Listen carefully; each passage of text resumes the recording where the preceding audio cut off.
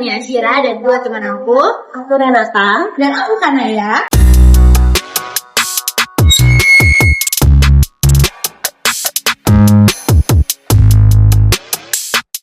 Oke, jadi di episode kali ini kita mau ngebahas nih soal kecelakaan KRL yang terjadi di stasiun Bekasi Timur. Dan di sana tuh kalau dengar-dengar ya, korbannya tuh kebanyakan perempuan ya. Karena ada KRL Argo ya, Argo Bumi. Iya, dengan KRL yang mengarah ke Cikarang itu bertabrakan dan yang terkena dampaknya itu di gerbong perempuan. Iya, dan makanya jadi banyak korban yang perempuan. Korbannya itu perempuan, hampir semuanya perempuan ya. Iya, dan yang paling menariknya nih di isu ini nih, dari gempar-gemburnya kecelakaan ini tuh malah ada salah satu menteri, yaitu Menteri PPA alias Pemberdayaan Perempuan dan Perlindungan Anak, yang malah ngasih statementnya benar-benar yang bikin masyarakatnya jadi bingung. Iya, heboh juga. Jadi kok masalahnya kecelakaan KRL malah jadi berubah ke perdebatan gender. Itu sebenarnya yang jadi perdebatan juga setelah dari kecelakaan KRL. Dan dari perdebatan itu banyaklah muncul meme-meme di TikTok yang jadi candaan atau lucuan bahwa laki-laki itu malah jadi tamengnya. Tapi laki-laki jadi yang harus ditempatkan di tempat yang paling beresiko. Dan itulah yang jadi perdebatan gender. Nah, kan kita ada komunikasi, kita bahas teori komunikasi krisis ya kali ya. Jadi sebenarnya komunikasi krisis itu nggak berasal dari tindakan doang, tapi bisa karena kesalahan persepsi publik terhadap pesan yang disampaikan oleh kayak Menteri PPA ini ya, karena dia terlanjur untuk ngomong tentang pemindahan gerbong, jadi masyarakat jadi nerima berita itu beda gitu. Jadi itu jadi yang kayak tadi Syira udah bilang, jadi polemik di masyarakat yang tadinya ke fokusnya kecelakaan gimana supaya aman, tapi gara-gara ada statement itu jadi berubah ke perbedaan gender. Jadi fokus masyarakatnya tuh geser ya. Bagi gitu. Jadi yang tadinya isu keselamatan jadi perdebatan gender gitu. Jadi ya udah jadi ada dua permasalahan nih, yang awalnya jadi satu masalah baru ya. Terus ada klarifikasi, bukan klarifikasi ya, statement ya dari Menteri PPA ini, terus jadi ada masalah baru, jadi ada dua masalah di Lakalantas KRL ini. Makin besar lagi pas masyarakatnya jadi lucu-lucuan di media sosial, terutama di TikTok. Iya, jadi kayak cowok-cowok itu jadi Spider-Man ya. Iya, benar. Yang harus dia. Benar-benar. Jadi kayak siap menghadapi segala resiko gitu. Padahal mah enggak juga ya. Perempuan sama laki-laki itu sama-sama aja. Penting, perlu dipertimbangkan keselamatannya. Iya, apalagi itulah yang pentingnya kesetaraan gender. Jadi konten ini kemudian lebih menyebar lebih cepat ya karena perbedaan pemikiran masyarakat gitu. Jadi sama statement aja sih sebenarnya dari Menteri PPA. Jadi masyarakatnya jadi gitu. Jadi isu jelek kan lebih good news is a bad news, bad news is a good news. Jadi semakin bad semakin good.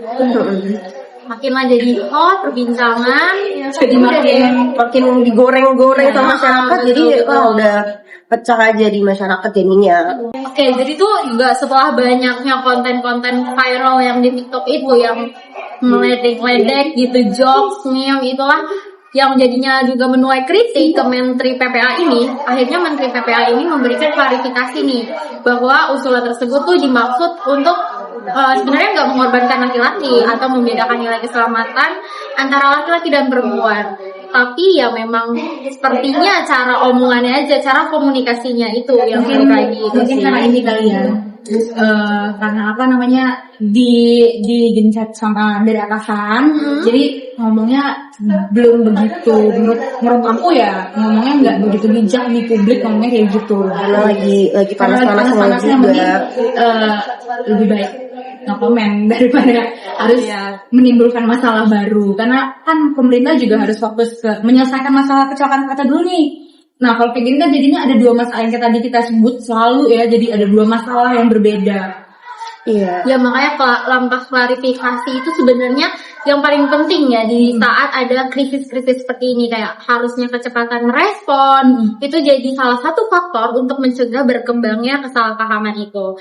Makanya akhirnya beliau berklarifikasi yang tadi udah sempat aku sebut dan Minta akhirnya maaf ya. meminta maaf. Di Instagramnya kalau nggak salah ya? Iya. Kalau nggak salah Terus kayak dia kayak ngejelasin gitu deh, kalau usulan itu tuh lahir dari keprihatinan karena kan yang banyak korban cewek gitu kan. Ya mungkin karena beliau sendiri itu pemberdayaan perempuan, mungkin jadi Lebih fokusnya yang di perempuannya. Tapi agak salah ya ngomongnya. Iya. Jadi kayak ya Tapi ada ini ya statement dari pihak KAI juga kalau seandainya kalau dibilang tuh kalau KAI itu tidak mempermasalahkan gendernya, perempuan malah itu sama buat mereka. Yang penting keselamatan dari pelanggan mereka yang datang di KRL itu jadi prioritas utama. bahkan kayaknya sempat lihat juga AHY juga ngomong Iya, kayak gitu ya betul. kan. Iya, betul. Ya bagus sih itu, maksudnya masyarakat jadi kayak agak netral gitu loh sama Jadi ini ya situasinya jadi agak redam ya. ada selain pemerintah terdapat beberapa stakeholder juga nih yang memiliki peran penting dalam kasus ini, kayak operator KRL, terus media massa yang mengolah semua pemberitaan gitu kan. Terus ada juga masyarakat dan pengguna media sosial yang memiliki tanggung jawab untuk verifikasi informasi lah ya. Sebelum menyebarkan opini gitu ya, atau potongan-potongan video kan kadang ada yang potong-potong video itu bisa jadi kayak salah pahaman karena dipotong-potong videonya, jadi kayak jadi provokasi gitu loh. Jadi konteksnya kemana-mana juga kan. Nimbul lagi masalah baru. Masalah baru karena ya Gitulah. perbedaan pemikiran masyarakat. Tapi kalau kita lihat lebih dalam lagi nih, sisi kemanusiaannya kayaknya udah berkurang ya, karena udah fokusnya masyarakat udah lebih ke tentang permasalahan Menteri PPA ini, statement ini, jadi kayak menurut aku sih jadi sisi kemanusiaannya hilang, karena kan kita juga harus ini kan, harus memberikan hati kita juga kepada para korban. Jadi kita sekarang memperdebatkan tentang statement itu gitu, sedangkan ada yang korbannya keluarga korban harus kita semangatin, kita kasih dukungan gitu sih. Karena mungkin itu kali ya, jadi perlu fokus utamanya kayak bukan siapa nih yang berada di depan atau di belakang gerbong, tapi melainkan bagaimana sih semua penumpang bisa mendapatkan perlindungan yang sama dan merasa aman saat menggunakan transportasi publik. Tapi kalau dianalisis pakai perspektif public relation gitu ya, ada beberapa strategi media relation tuh yang seharusnya digunain. Kayak yang pertama itu ada proaktif media briefing, yaitu memberikan kejelasan kepada media sejak awal mengenai tujuan dan konteks usulan kebijakan tersebut gitu. Jangan sampai kayak masyarakat punya perspektif lain dari usulan betul.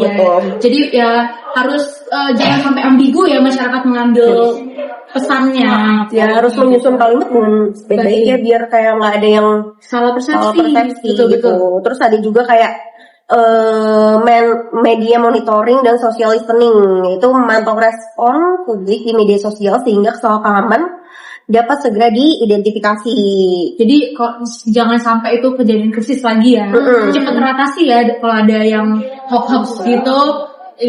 Cepat teratasi. Terus ada apa lagi sih, share? Kayaknya ada ini gak sih, kalau nggak salah ya, yang setelah kita pelajari nih di semester 6 ini ada key message konsistensi. Kayak di situ nih semua pihak harus menyampaikan pesan yang sama bahwa fokus utamanya ini adalah keselamatan seluruh penumpang KRL. Dan terus juga kalau ada terakhir nih kayaknya yang keempat ada crisis response.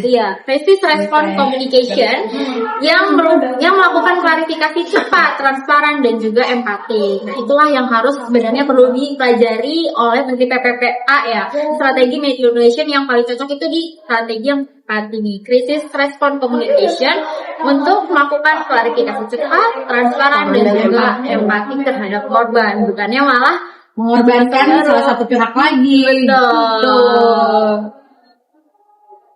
Nah, dari kasus ini kita belajar kalau komunikasi publik itu tidak hanya tentang apa yang disampaikan, tapi bagaimana pesan tersebut diterima oleh masyarakat. Iya sih, benar-benar. Karena sebuah niat baik dapat berubah menjadi krisis komunikasi apabila pesan yang disampaikan menimbulkan interpretasi yang berbeda dari tujuan awal gitu kan. Makanya itu, komunikasi itu sangat penting karena kita perlu kejelasan, empati, dan juga respon yang sangat penting, terutama bagi pejabat publik dan institusi pemerintah nih. Karena mereka paling ini ya, paling disorot dari Iya, semuanya ya. betul. Kalau ada salah dikit kita aja, bisa dipinter kemana-mana. Iya, benar. Kayak komunikasi itu sangat penting guys untuk semua kalangan lah. Tapi paling penting yang paling sering disorotin sama masyarakat, pejabat pemerintahan yang sering muncul di TV institusi. nih. Pemerintah ya, tolong. Ya intinya seperti itulah teman-teman. Mungkin segitu aja podcast kita Pada hari ini ya. Terima kasih sudah mendengarkan podcast kami. Sampai jumpa di pembahasan berikutnya. Bye.